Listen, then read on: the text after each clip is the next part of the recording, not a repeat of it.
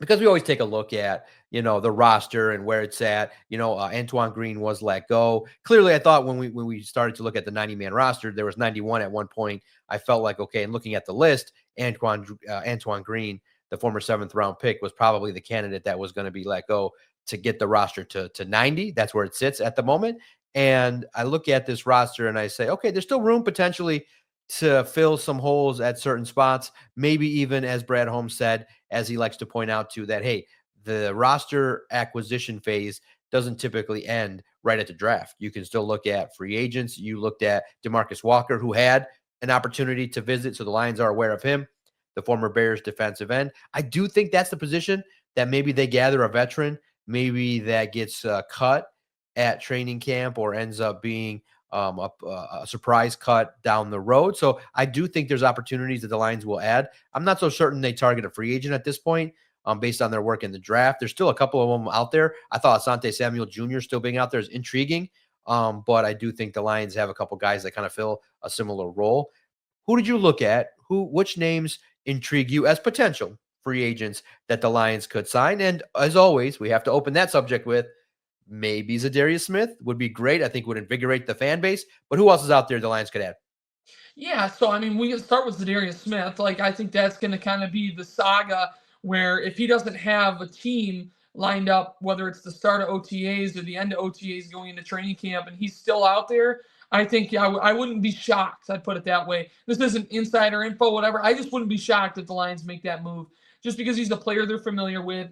They know he's going to fit their standards and things like that. So I wouldn't be shocked if Zadarius Smith is back in a Lions uniform. But I do think externally, looking big picture, DeMarcus Walker visited. There's some interest there. I think that he's a very high floor, low ceiling option.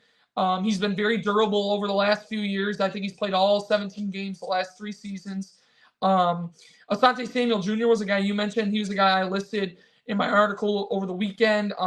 Again, he's a talented corner. He's done some good things, but there were some questions about his shoulder injury last year and how it might not have been a football injury. So that to me is kind of like, does he fit?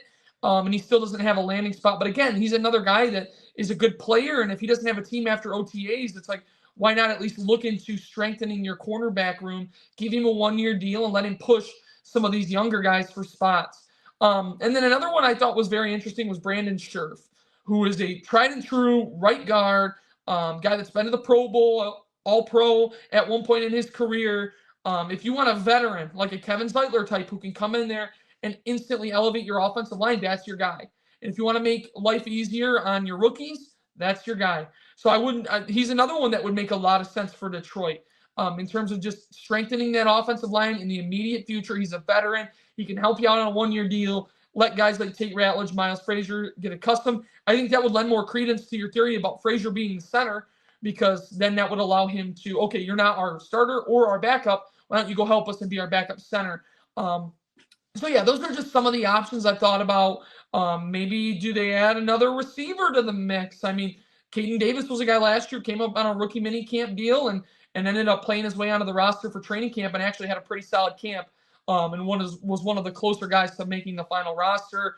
Daurice Fountain, remember him last year, was a guy who had a really strong camp. So, like, there's avenues for guys to make this team at positions like wide receiver or offensive line. Maybe tight end is another one.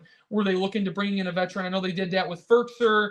And then there's one more, Parker Hess. Yes, Parker Hess was a guy who made the team after coming in on a rookie mini camp deal last year. So, yeah, I mean, there's a lot of different avenues for guys to make this Lions roster, but I think those positions, whether it's offensive guard, tight end, or defensive line, are like the big three of where you can look at them and go, okay, yeah, there's a place for somebody new on this roster.